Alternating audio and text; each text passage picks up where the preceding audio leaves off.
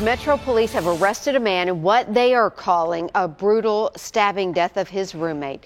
News Channel 5's Dan Kennedy in the 5 Alert Center for us this morning. And Dan, I know you've been digging into this guy's criminal history this morning. Yeah, I was curious to see if he had any prior arrests, Amy. The man who has been charged with the fatal stabbing of his roommate was in fact arrested about 3 months ago when officers responded to this home that he shared with the victim. It was in fact the victim who called police several months ago for a drug overdose. That's really all we have in this man's criminal history. But this morning he is facing the most serious of charges. Criminal homicide, and he was just booked into jail a little more than an hour ago. That is 28-year-old Clint Osborne, and detectives in East Nashville say he's responsible for the brutal murder of his roommate, 61-year-old Alan Edwards. Police conducted a welfare check yesterday at the request of some of Edwards' friends. They forced entry inside and found Osborne in there with a female friend. Officers say in addition to finding Osborne and that woman, they also found blood, and they smelled the odor of decomposition. It's unclear how long Edwards was dead for, but his body was found in a basement closet and stuffed into a large plastic container. Police went on to say that container had been covered and duct taped. That female friend made statements implicating Osborne in the murder. While she has not yet been charged with anything, again, Osborne is being held in jail now on that criminal homicide charge. He apparently is not talking to police. Amy, this investigation far from over, and a full autopsy on Edwards is expected either today or tomorrow. Now back to you. All right, Dan, thank you so much. And breaking overnight, a home goes up in flames and crews still don't know exactly what caused it. Firefighters were called to this home on Moore Avenue in Wedgwood around 12:30 this morning.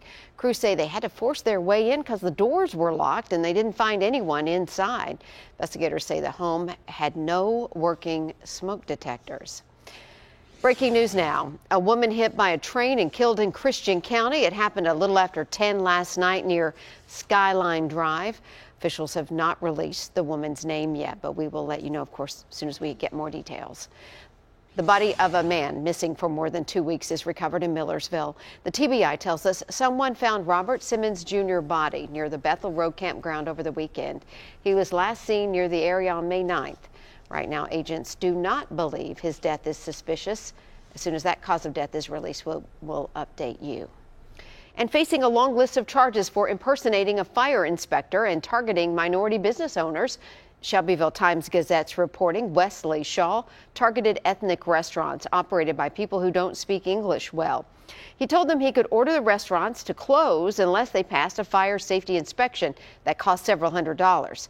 Shaw faces 6 counts of impersonation of a licensed professional and 1 count of criminal simulation. New this morning, a physical therapist is out on bond in Livingston charged with forgery. Overton County News reports the TBI started investigating Dustin Rich last year on allegations of TennCare fraud. Investigators say while working at Clay County Hospital, Rich created false documents, forging signatures of patients and guardians who were fraudulently billing. He was then fraudulently billing TennCare. THP is investigating a deadly motorcycle crash in Murray County. It happened yesterday on Leapers Creek Road. Officers say 75-year-old Harlan Castile Jr. was going around a curve when his motorcycle went off the road. Castile was wearing a helmet, but it was not approved by the Department of Transportation. One person is recovering right now after a deadly crash in Clarksville, believed to be caused by speeding. It happened Saturday morning on Oak Street, just off of Providence Boulevard. Police say the man driving lost control, went off the road and hit a pole. We're told the man died at the scene. A female passenger was injured but is expected to recover. And the parents of a Tennessee teenager who took his own life are suing his school. Andrew Will Bannister was a sophomore at Farragut High School in Knoxville when he committed suicide. And now his parents are suing Knox County Schools, the County Board of Education, and the county. The lawsuit claims Bannister expressed his mental anguish and emotional distress about the way he was treated by officials at his high school because of his sexual orientation. 3 students committed suicide at the school last year alone. Today, we honor and remember soldiers who have died protecting the freedoms of Americans everywhere. And if you plan to visit a cemetery to honor those who died serving our country, you may notice coins left behind on soldiers' tombstones. Each of those coins holds a special meaning. According to experts at Stones River National Battlefield, pennies let a soldier's family know someone visited. A nickel means someone trained at boot camp with the deceased. A dime may mean both people belong to the same division, and quarters symbolize the most meaningful connection. You get up into, let's say, a quarter, though, supposedly you're on the field when that comrade or soldier, fellow soldier fell, you were there. Coordinator John McKay says the coins can become a hazard, though, if they come into contact with a lawnmower. So he's encouraging visitors to instead donate the change to the Visitors Center. And honoring those who served and sacrificed so much, this weekend Kentucky's Secretary of State met and welcomed World War II, Vietnam, and Korean War veterans departing on a visit to the nation's capital.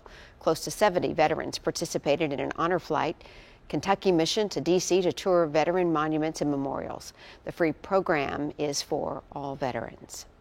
And in observance of the Memorial Day holiday today, President Trump will travel to Arlington National Cemetery. The president will lay a wreath at the Tomb of the Unknown Soldier, which holds the unidentified remains of U.S. soldiers who fought and died in several wars. And the commander-in-chief is making a stop in Nashville tomorrow.